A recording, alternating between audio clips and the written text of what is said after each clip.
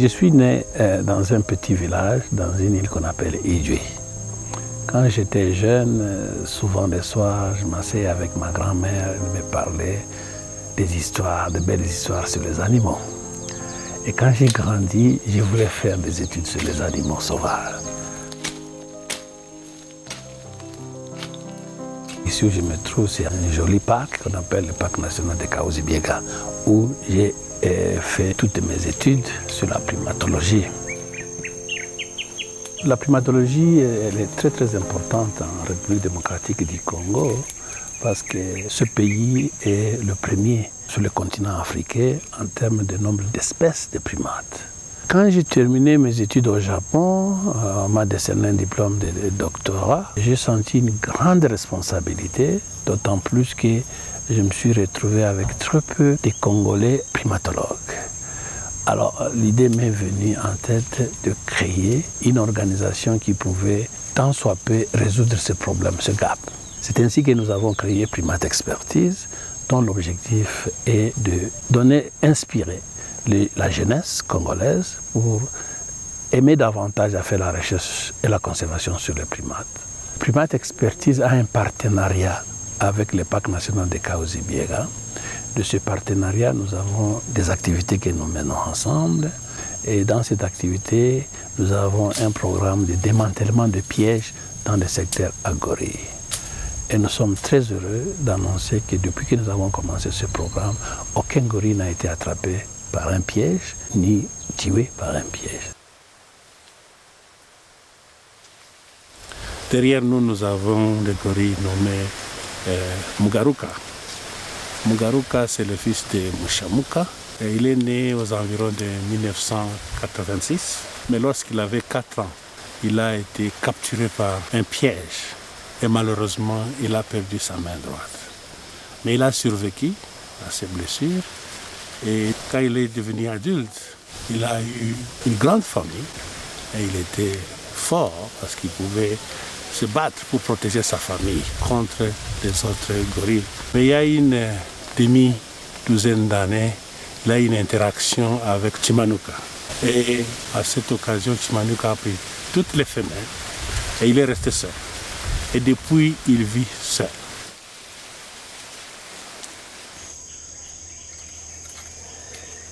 Nous avons notre programme d'installation de caméras pièges. Ces caméras nous aident à identifier les autres espèces difficiles à observer, mais qui vivent dans le même habitat que les gorilles. Nous avons au total 24 caméras qui sont installées dans le parc. Ces caméras sont installées dans les cadrans de 6 km,25 carrés. Et au total, nous mettons 9 caméras dans chaque cadran. Ces caméras, nous les visitons après un mois et téléchargeons les données. Jusqu'à présent, nous avons déjà identifié 40 espèces d'animaux qui vivent dans le même habitat que les gorilles. Nous les avons identifiés sur un espace de 20 mois. Et on a constaté que chaque mois, il y a au moins une nouvelle espèce qu'on enregistre.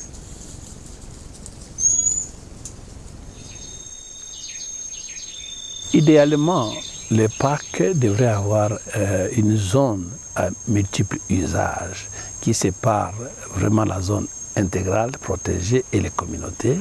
Et cette zone pouvait être utilisée. Mais le parc a la particularité de ne pas en avoir parce qu'il y a une forte population, une forte densité humaine tout autour du parc. Et donc, il n'y a pas cette possibilité d'avoir une zone de transition qui peut servir aux communautés. Nous travaillons avec les communautés pour leur faire comprendre qu'il y a d'autres possibilités que nous pouvons développer ensemble pour que leurs besoins soient résolus.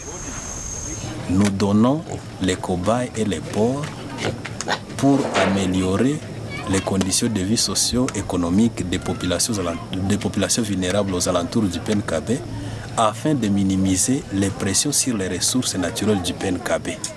C'est ça le message qui est derrière toutes ces activités que nous réalisons dans la communauté vulnérable aux alentours du PNKB. Mimi nashukuru Mungu. Mashi uendelee. Humu mwangu hautakuwa tena mtu wa gonjwa wake. Kama nasikia umero, mimi nakula himoya. Na kama nakosa hata kinini, mimi taweza uzisha himoya. Mimi nauza hata komprime baba yetu. Mashi mtusaidie mashi. Mtusaidie. Mlifanya mzuri. Asante. Ndio.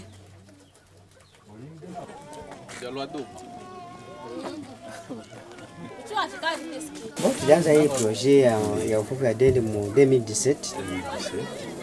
Hapa ndio tunafanyia kitu tunatia umwanaki tuseme sio fasi ya kutoshia tu na gabula. Kwa juu kama zinakufa mwingine zinakufa tunakabula kwa familia tunakamatia humu tunaongeza tunapatia tena community. Zishapungukiwa. Mimi tunaendelea na hii uvuvi yetu na inatusaidia ngambo ya watoto ya sante kwa hata na mtu mkubwa anaye peke pale kama mtu alikuwa na buchu ya kutafuta kanyama mtu anakosa sasa ngambo yake na inamsaidia kudawa. Bo hii mayane unaletea madende anjo wanaitaka imane. Hii ndo mkerekenji. Mkerekenji. Na hii nayo jomi. Na hii mane tunyo naipatia kwa la kwingine mano unazipatia. Kama nazala na ndeletea ndio inagara. Lakini kama chakula naokea chini wala mtu anasabu tu chungu chini. Zinakula na zinamaliza.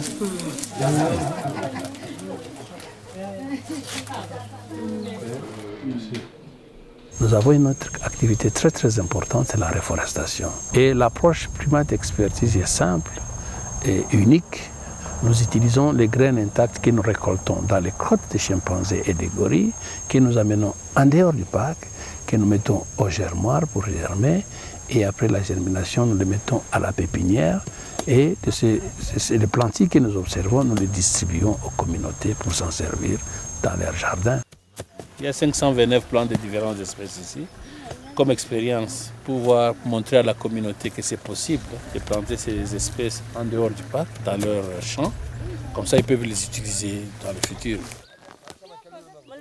Nous avons fait une étude socio-économique dans la communauté. On a trouvé que la plupart des fruits consommés par les gorilles et les chimpanzés, ces plantes sont aussi utilisées par les communautés pour se soigner de maladies. Et on a inventorié 63 différentes maladies soignées par les plantes consommées par les gorilles et les chimpanzés. Et pour nous, c'est un motif d'encouragement de continuer ce processus de réforestation en utilisant ces espèces. Et nous avons l'idée de mettre en place un jardin à plantes médicinales pour servir les communautés de façon à ce qu'ils peuvent avoir facilement des plantes médicinales. Au lieu d'aller les chercher en forêt, ils peuvent les avoir dans leur jardin. Mais aussi nous utilisons ces plantules pour restaurer, réhabiliter les zones dégradées à l'intérieur du parc. Là, nous sommes à haute altitude, dans le secteur de Chivanga. Et nous sommes là puisqu'il y a eu une forte déforestation au niveau du parc national de Kahuzi-Biega. On estime à 400 hectares déforestés. Pour essayer de restaurer l'écosystème, nous avons réfléchi avec nos partenaires de PEX, Primate Expertise, voir comment nous pouvons remettre les produits ici des gorilles au lieu de mettre les produits exogènes ou des eucalyptus et autres. C'est ce que nous sommes venus faire aujourd'hui, puisque nous croyons qu'il peut y avoir une régénérescence naturelle, mais aussi nous pensons qu'il va de soi que les mêmes communautés qui ont participé à la déforestation prennent conscience et même en remettant se plantir dans les terrains où ils ont déforesté, ils réaliseront qu'ils avaient quand même fait une mauvaise action et que cette forêt est nécessaire pour nous et pour eux aussi.